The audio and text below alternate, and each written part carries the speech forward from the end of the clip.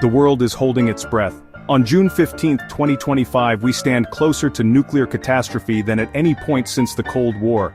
Tensions between Israel and Iran have exploded into open conflict. The destruction of Iran's Natanz nuclear facility by Israel, and Iran's missile retaliation against Tel Aviv, have pushed the region to the brink. This is no longer a distant threat, it's a clear and present danger. Three nations, Israel, Pakistan, and Iran, now stand at the center, each with nuclear capabilities or ambitions. A war here would not be contained, its consequences would ripple across the globe. The potential for miscalculation is enormous. One wrong move could unleash unimaginable destruction. The world watches, hoping for de-escalation, but preparing for the worst. The U.S. evacuation of non-essential personnel from the region is a stark warning. Those with the most information believe the situation is critically unstable. Pope Leo XIV's urgent call for restraint echoes the fears of billions. This is the moment to understand the true weight of nuclear conflict. The decisions made in Jerusalem, Tehran, and Islamabad in the coming days could determine the fate of millions, and perhaps the course of human history. The path to war is becoming clearer. The path to peace, however, demands courage and wisdom that seem in dangerously short supply. The world stands at a crossroads. If you want to stay informed and be part of the conversation, subscribe to our channel, share this video, and let us know your thoughts in the comments below. Your voice matters now more than ever. The Middle East's balance of power is defined by the shadow of nuclear weapons. Israel, long silent about its arsenal, is believed to possess up to 100 warheads, deliverable by air, missile, or submarine. This arsenal is seen as Israel's ultimate guarantee of survival. Pakistan, the only declared Muslim nuclear power, has around 165 warheads and advanced missile systems. Its arsenal, built as a deterrent against India, now factors into any regional crisis involving a Muslim nation. In a conflict, pressure on Pakistan to support Iran could draw its arsenal into play. Iran, while not confirmed to have a bomb, is a nuclear threshold state, capable of building one on short notice. The Israeli strike on Natanz was a desperate attempt to halt Iran's progress. Iran's uranium enrichment is now perilously close to weapons grade. This three-way standoff is a fragile, terrifying chess game. Any major conventional war risks escalating into a nuclear one. The presence of these weapons means the stakes are not just victory or defeat, but survival or annihilation. The world's fate hangs on a razor's edge. One misstep could be fatal. Nuclear war begins with escalation, not a single event. The crisis started with Israel's strike on Natanz, killing top Iranian scientists and military leaders. Iran's response, a massive missile and drone barrage on Israel, shattering the old rules of engagement. Now, the world waits for Israel's next move. Another strike could push Iran past its breaking point. Imagine Israel, feeling existentially threatened, resorts to a tactical nuclear strike to end the conflict. The nuclear taboo is broken.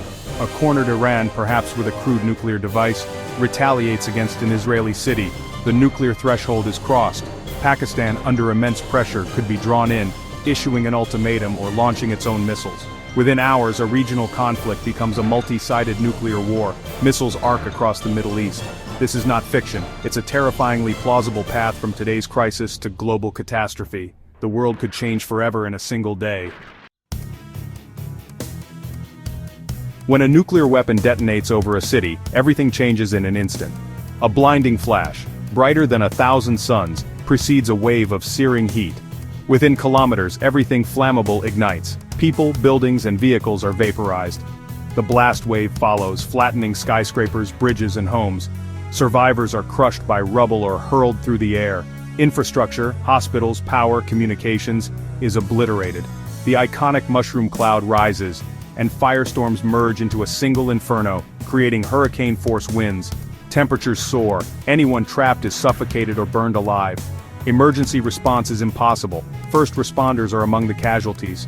Survivors wander through ash and ruin, surrounded by the dead and dying. This is not conventional war. It's sudden, overwhelming cataclysm. A single warhead in a city like Tehran or Tel Aviv could kill millions in minutes. For those who survive, the nightmare is only beginning. The city becomes a funeral pyre. The world will never be the same.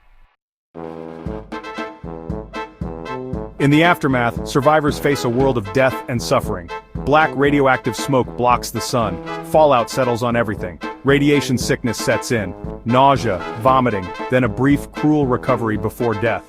With no hospitals or medicine, millions die from infection and internal bleeding. Fallout spreads by wind, condemning even those far from the blast. Clean water and food vanish. Survival becomes a desperate struggle. Law and order collapse. People fight for scraps. The bonds of community are shredded by horror and desperation. Survivors are haunted by the flash, the fires, and the loss of loved ones. The psychological toll is as devastating as the physical. The world of the living becomes a graveyard. For survivors, hell is not an afterlife, it's now. The devastation wouldn't stop at the blast zones. Even a limited nuclear exchange, 100 warheads, would trigger a global climate catastrophe. Firestorms inject millions of tons of soot into the stratosphere, blocking sunlight. Global temperatures would plummet, colder than the last ice age. Growing seasons would shrink or vanish. Crops would fail worldwide. Oceans would cool, collapsing fish stocks. The world's food system would shatter, leading to famine on a scale never seen. Nations far from the conflict would face starvation. Food reserves would vanish in months. Panic and riots would follow. Governments would be powerless to stop the hunger. Billions could die, not from bombs, but from the famine that follows. Nuclear war anywhere is a death sentence for the planet. Nuclear winter would trigger a cascade of global collapse. Financial markets would crash, global trade would halt, supply chains for food, medicine, and essentials would break, tens of millions would flee irradiated zones, overwhelming borders. As famine spreads, hundreds of millions more would become refugees. Nations would hoard resources, sparking new conflicts. The risk of World War III would skyrocket. Nuclear-armed powers could be drawn in, tempted to use their own arsenals. Governments would collapse. Warlords and gangs would seize control. Civilization's knowledge and culture would be lost as survival becomes the only goal. The world would descend into a new dark age, haunted by memories of what was lost. Billions would die, not from bombs, but from chaos, disease, and starvation. After a nuclear exchange, global institutions would collapse. Governments in Israel, Iran, and Pakistan would be decapitated, leadership gone in a flash. Anarchy would follow. No one left to negotiate or maintain order. International organizations like the UN would be powerless, paralyzed by chaos. Military alliances would fracture as nations turn inward to survive. The idea of world order would vanish, laws, treaties, and diplomacy rendered meaningless. The global financial system would disappear. The world would revert to a state where power is the only law. Institutions built over generations would be remembered as relics of a lost civilization. Humanity's shared future would be a memory, not a reality. We have looked into the abyss, a path from today's crisis to global catastrophe. The conclusion is clear. Nuclear war cannot be won and must never be fought. The destruction, the agony, the darkness, and the slow death of billions are not fiction. They are the logical outcome of these weapons. This knowledge must drive us to action, not despair. The current Middle East crisis is a final warning. Only immediate, courageous diplomacy can pull us back from the brink. Leaders must choose dialogue over destruction.